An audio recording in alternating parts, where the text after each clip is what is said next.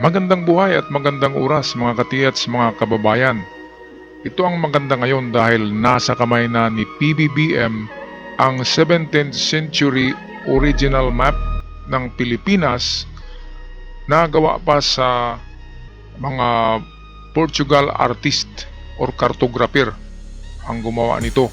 Kaya napaka-ancient na mapa nito at ito ang pinaka-epektibong sandata natin laban sa China. Hindi na kailangan na bibili pa tayo ng maraming missiles, ng maraming eroplano para makipagdigma, maraming mamamatay. Dito sa International Court lang ito ipresenta.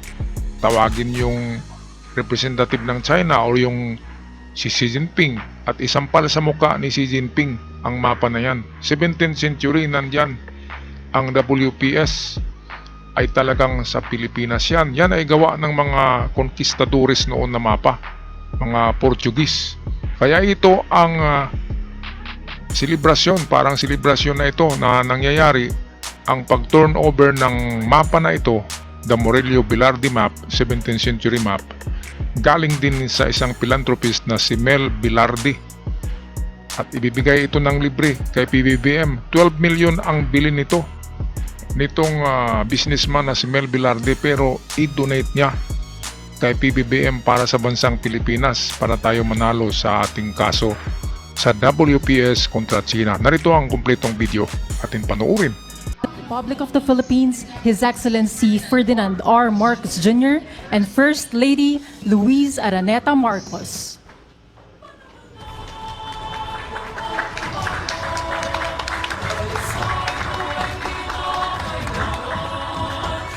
Please be seated. Good afternoon. To formally begin our program, may we call on Chairman of the Asian Institute of Journalism and Communication and the Now Group of Companies, Mr. Mel V. Velarde, to deliver his welcome remarks and overview of the original Murillo Velarde 1734 map.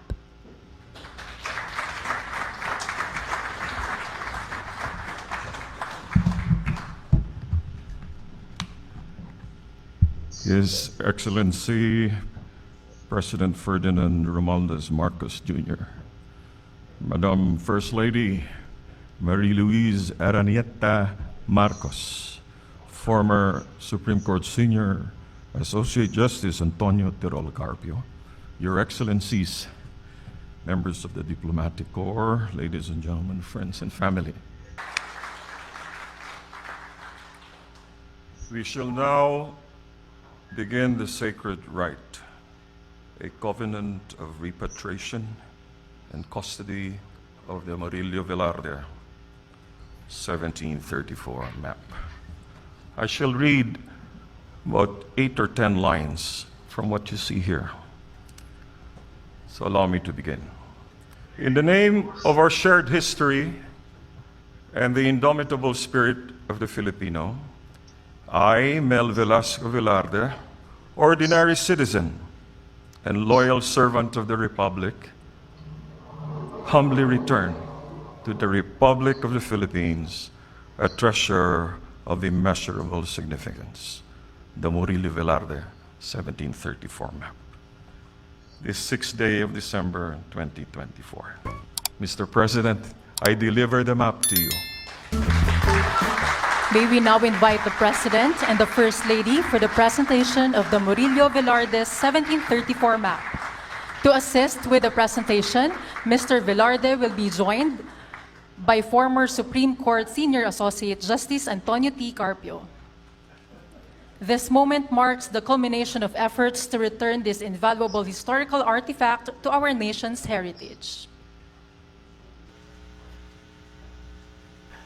Your Excellencies of the Diplomatic Corps, retired Associate Justice Antonio Carpio, Chairman Mel Velasco Velarde, who has donated the Murillo Velarde 1734 map to the government, a gift, a gesture of magnificence that will be very difficult to equal.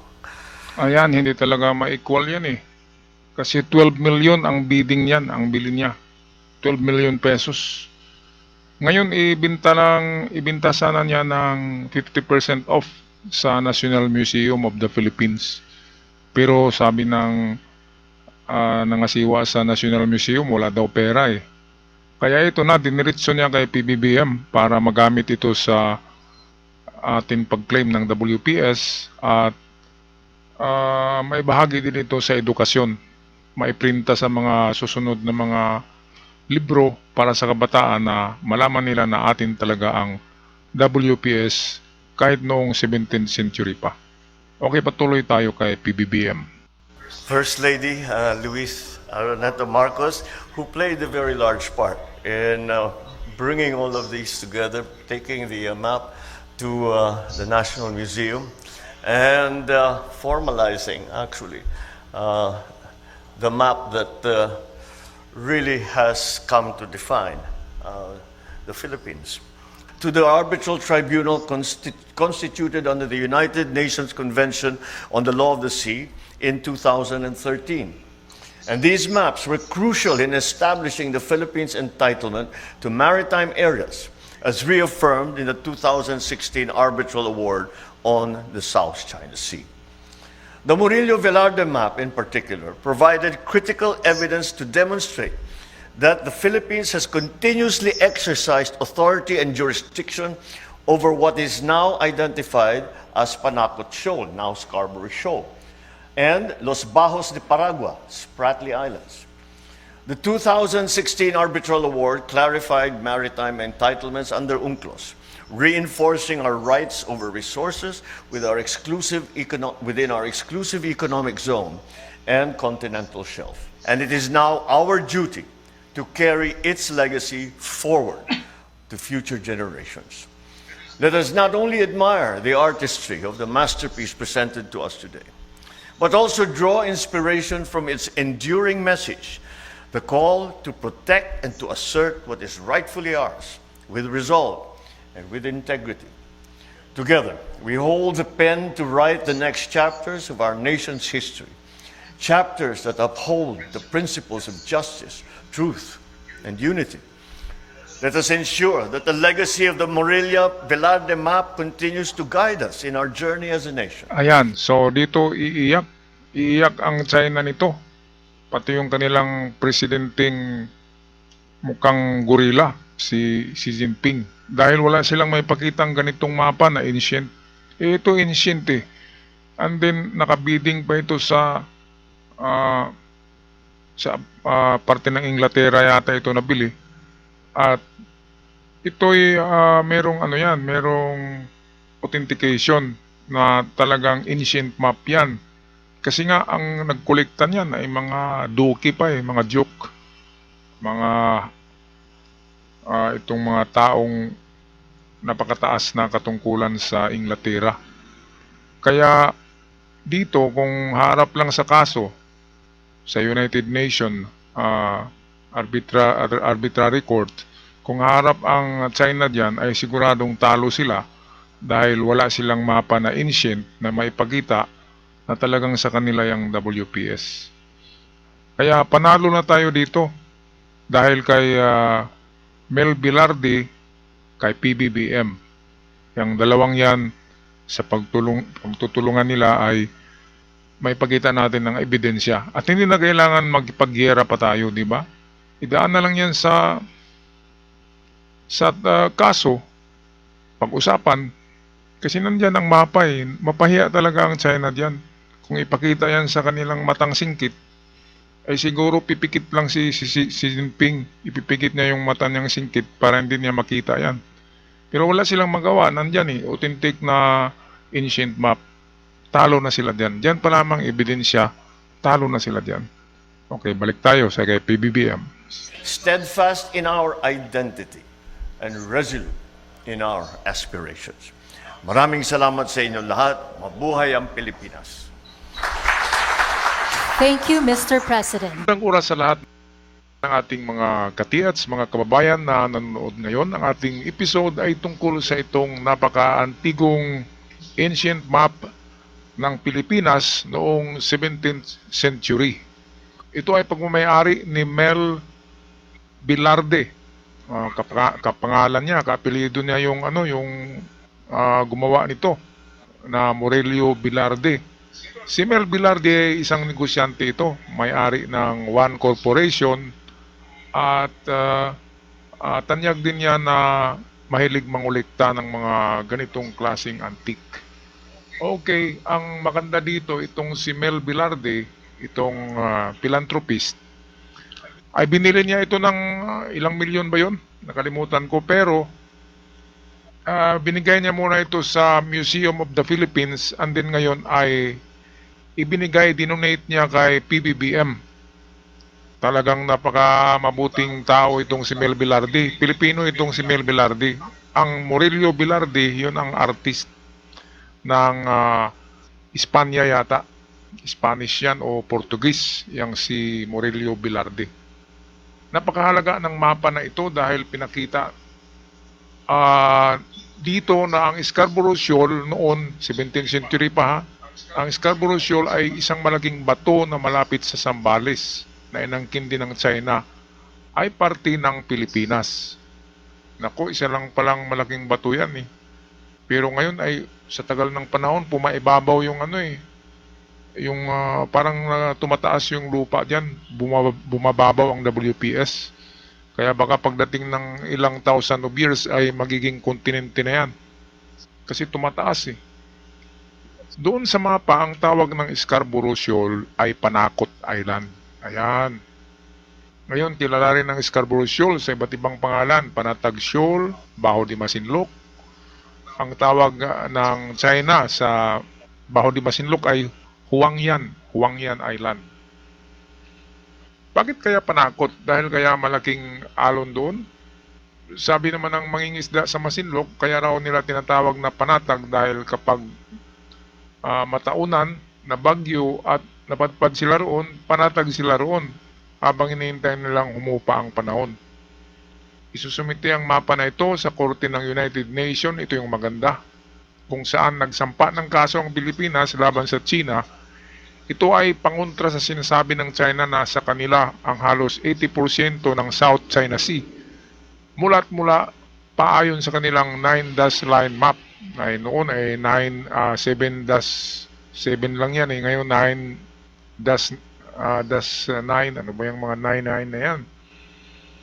Eh klarong-klaro naman kung tingnan natin sa aerial view ay inubos na nila lahat ang teritoryo ng mga ano eh, ng mga karatig na bansa. Inubos na ng China. Maganda ang kwento kung paano napunta ang lumang mapa kay Mel Velarde. Magulo to kasi Morelio Velarde and then Mel Velarde. Si Mel Velarde ang Pilipinong negosyante na bumili nito at itong si Morelio Velarde, isang pari yata ito na nagdrawing niyan noong 16th to 17th century na taon, estimated. Binili ito ni Mel Velarde sa isang auction sa London noong Nobyembre sa halagang 12 million pala eh. Akala ko 2 million lang. 12 million ibibigay mo lang kay PBBM saka sa Museum of the Philippines. Grabe, milyonaryo pala itong si Mel Velarde, no? Ito, kwento ni Mel, sinabi sa kanya ng kanyang kaibigan na si Senior Associate Justice Antonio Carpio na magkaroon ng auksyon sa London galing sa koleksyon ng Duke of Northern at kasama roon ang Morelio Velarde na mapa. Naku, kaya pala si Carpio pala ang nag-report nito kay Mel Velarde, kaya pumunta kaagad sila doon para bilhin ang mapa ito kasi ang mapa na ito ay napakalaking tulong talaga ito sa kaso. Kapag i-open muli ang kaso na yan sa International Court ay meron na tayong ebidensya. At lagot ang China diyan, di ba? Ngiwi ang China diyan. Ang Duke of Northumberland, grabe naman na lugar ito, Northumberland. May-ari ng napakalawak na Alnwick Castle kung saan nag-shooting para sa pelikulang Harry Potter. Totoo palang ano to, itong castle yung sa Harry Potter. Napilitan ng Duke na mag-auksyon ng mga 80 na mamahaling 80 na mamahaling gamit ng kanyang mga ninuno dahil sa nagkaroon ng bagyo sa kanilang lugar noong 2012 at malaki ang inabot ng Malaki ang sira ng kanilang lugar na nagdulot ng baha. Dahil sa baha, sa kapaligiran, kasama na ang ibang bahay. Inabot ng milyon-milyon ang kanilang ginastos sa pag-ayos ng kastilyo at mga bahay sa paligid. Grabe ang koleksyon ng mga sculpture, paintings, at mga dokumento ng kanyang mga ninuno na nakatago sa Allenwick Castle na kasama na roon ang Murillo Velarde map. Parang suspense na pelikula ang kwento ni Mel Velarde. Si Mel Velarde ang president ng One Corporation at chairman din ng Asian Institute of Journalism and Communication. Ang bidding na sinalihan niya ay sa pamagitan ng telepono para sa Murillo Velarde map. Doon pala sila nag-transact ng business sa tawag. Ang plano talaga ay bilhin muna niya ang map sa auction. Kapag nabili na, ibinta sa National Museum na may budget daw na 5 million para sa ganong mga mahalagang dokumento. Umabot sa 12 million ang presyo ng mapa kasi auction bidding yan. Wala raw pera ang National Museum para bilhin ang mapa. Naku, kahit 5 million lang, kalahati lang 6 million kalahati ng 12. Nagdesisyon si Mel na i-donate na lang ito. Magaling. Grabe naman. Mel Velarde, kudos sa inyo. Grabe naman, 12 million ipamigay lang. Grabe. Pero hindi ito makalimutan. May sulat ito sa mga libro na si Mel Velarde, isang Pilipino philanthropist, ang nag-donate ng mapa na yan worth 12 million ang binili niya sa peso at ibibigay ngayon kay PBBM. Para panguntra natin sa ng patulang inchik na yan.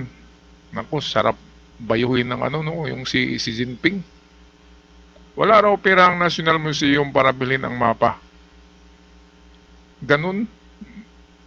Grabe. Sabihin nyo na lang na hingiin nyo kay Mel Velarde.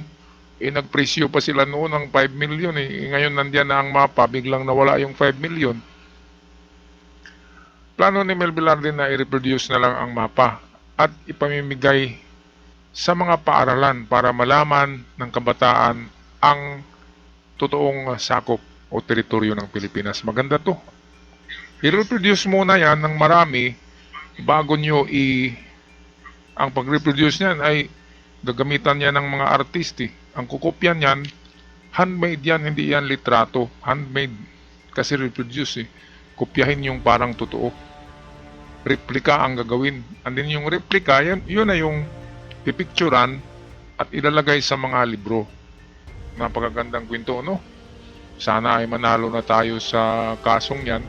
Nanalo na tayo noon sa UNCLOS, Law of the Sea, na gawa ng United Nations na batas. Pero wala pa tayong mapa na ganito na pinakita. Ngayon na meron na tayong mapa, magtago na yung si Jinping na yan. Sarap bayuhin ng ng inchik na yan. Grabe. Lumaki ang ulo ng mga inchik sa panahon ni Digong Meron akong video na si Digong ay nanunumpa kay si Jinping. Sa harapan ni si Jinping, nanunumpa si Digong na ibasuran niya ang Amerika at siya ay papanig na sa China. Meron akong video niyan. Kaya pag nakita yan ng mga DDS, baka marinawan sila na talagang binili na ng China ang WPS kay Digong. Ganyan yan politics yan kung saan pera doon sila kasi pera-pera lang naman yung inaano nila sa Pilipinas, habol. Hindi tulad kay PBBM na mayroong mission and vision na ipagpatuloy ang adhikain ng kanyang ama na gawing superpower ang Pilipinas in the future. Alright, so ako'y magpaalam na mga katiyats, mga kababayan, mga ka-art lover at mga ka-good news. Hanggang sa muli, sana patnubayan si PBBM ng puong may kapal. Huwag kalimutan mag-subscribe sa ating channel para palagi kayong updated. Paalam!